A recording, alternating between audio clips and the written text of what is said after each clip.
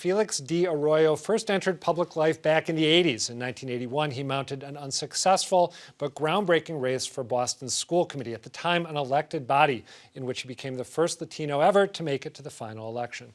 He went on to break more barriers and serve in a number of roles across the city, including in Mayor Ray Flynn's administration, as the chairman of an appointed school committee, as a staunchly progressive at-large city councilor, and finally, as Suffolk County Register of Probate. But now, Felix D. Arroyo is stepping away from politics for good.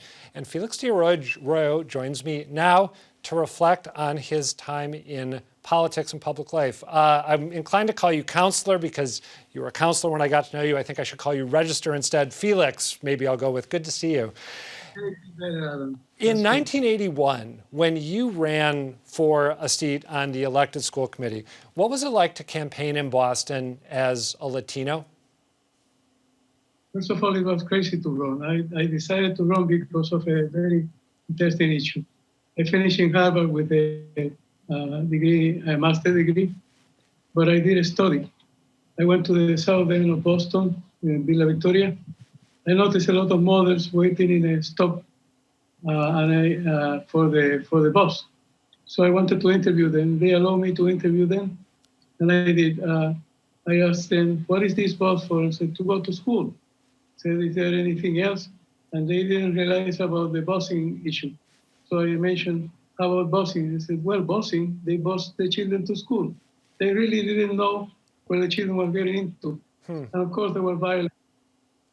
Children didn't talk about that to their mothers apparently. And they didn't go to school because they didn't know English.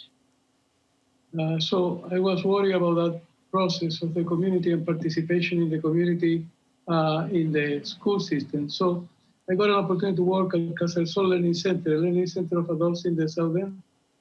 And many of the mothers were there.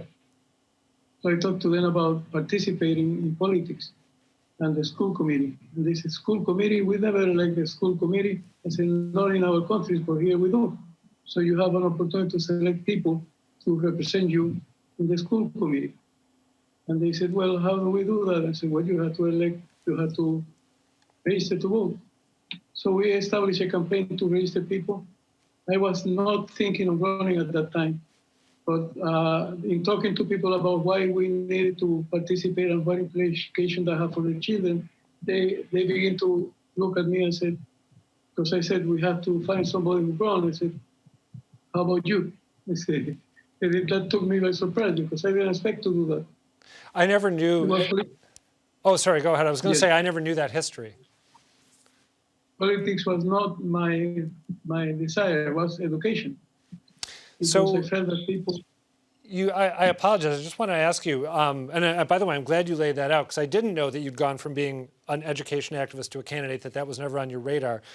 In 1981 and 1983, you ran for the school committee. You didn't quite make it, although you had strong runs in both those elections.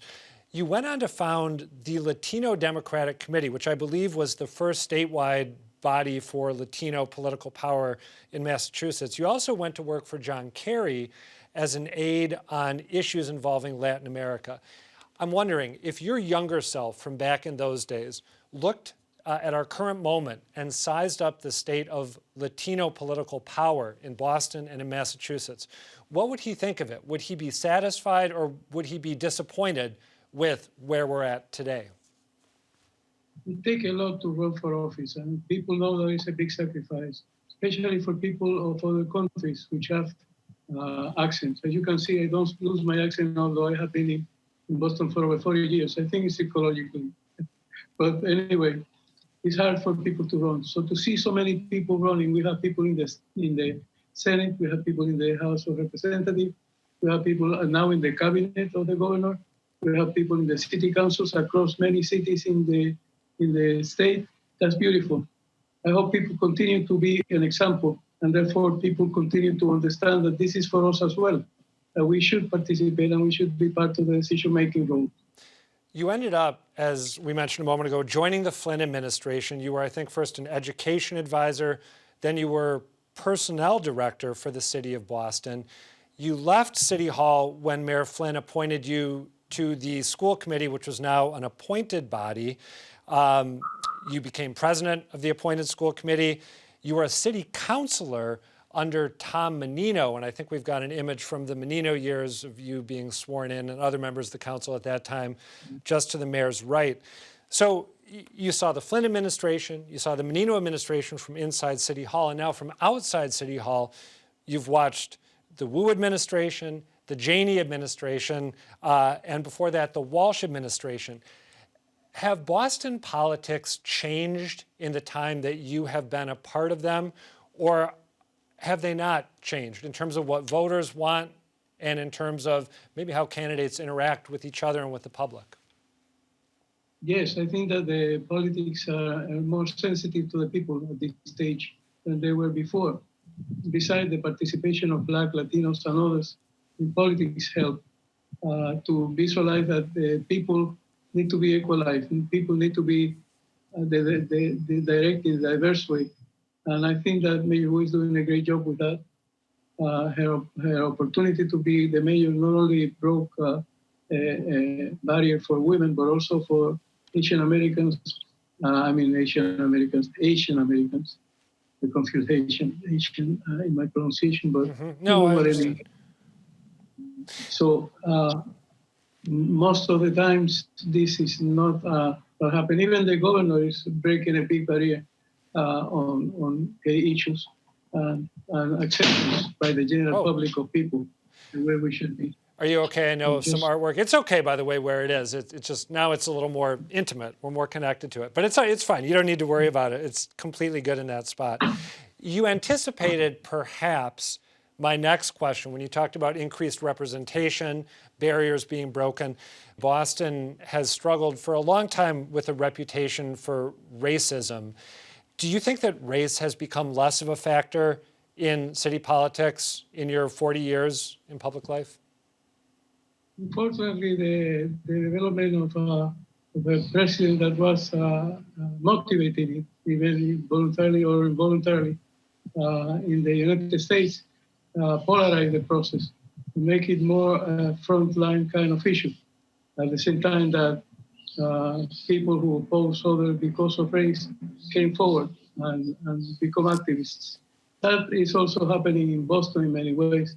So it's a contradiction because in a way, we have better representation. We have better representation across the state and the city of Boston and other cities. And then we still have to deal with people of that sort. As you know, it was suspended because of the input of racism in the court, which I tried to avoid. Actually, my first 4 appointments in the registry were Black people, and that didn't went well for people who were there for a long time. Although these were qualified people, I only appoint people that came directly through the process of the human resource and interview and all that kind of issues. Nevertheless, that created a boycott. This is 2017. I remember that. And then and my recollection is that subsequent findings largely vindicated your description of what had gone on. Definitely, it was impossible to find me in contempt to the court or in any issue that affected the court negatively. Actually, it was good for me. For me, it was good that they did that review because they proved that I never do anything wrong, that I never even corruption in any way or fashion, that the positions that were selected because people qualify for them, that the process of use of money over there was respected by me, and actually I took hands out, which created a problem, and that was triggered the people coming in. But they had to live with their empty hands. I want to ask you another question about changes in the city. In the early 2000s, when I got to know you a little bit, when I was working at the Boston Phoenix, you were part of a small group of city councilors. You called yourself Team Unity, and you were the vocal progressives on a body that was dominated by moderates and in some cases political conservatives. Now it seems to me that on the city council, the progressives run the show. Michelle Wu is mayor. You endorsed her in the final election, and she is considered a progressive by most political observers, though some people want her to be more progressive than she is. Has the city become more progressive do you think? Or is that shift not necessarily something that correlates with the identities of the politicians who represent the city? They have been more progressive in the selection of people. The people who selected me were Bostonian, of course, and they give me a majority of their votes, which I'm very grateful for in the positions that I have held as the first Latino across the state, I mean, in many positions. And yet, at this point, we have more people representing people of color in different positions in the government. So that couldn't happen without people voting for them. So although there is a very vocal racist group of people, they are a minority. The majority of the people of Boston actually felt shame for that and are trying to correct it very, very profoundly. So I'm proud of the city of Boston for trying hard to eliminate that voice. Not eliminate the voice because it's a democratic process, but to make sure that that voice don't raise to a point of electing people in position of power. Now, the city council, as you ask, is better. We have 7 people of color for the first time in the history of the city council, and it is important that that happen because it's also a result of people voting. It's an election. It's a process of democracy. So I'm proud of Boston for doing so. One more question for you. You only have about 30 seconds to respond, but both of your sons lost high-profile races. Felix ran for mayor and was unsuccessful, and more recently, Ricardo ran for Suffolk DA and fell short. Do you think that in the future, Boston is going to have a Latino mayor, or that Massachusetts will have a Latino DA of Suffolk County, or a Latino governor, or a Latino, perhaps, U.S. senator? Sure, I didn't thought that this was going to happen, that 7 members of the city council will be minorities, that the mayor of Boston will be a person of color, so, and a woman. So yes, it could happen. It could happen soon, sooner than people think. All right, Felix D. Arroyo, thank you for being here to reflect on your time in politics and public life, and congratulations on your retirement.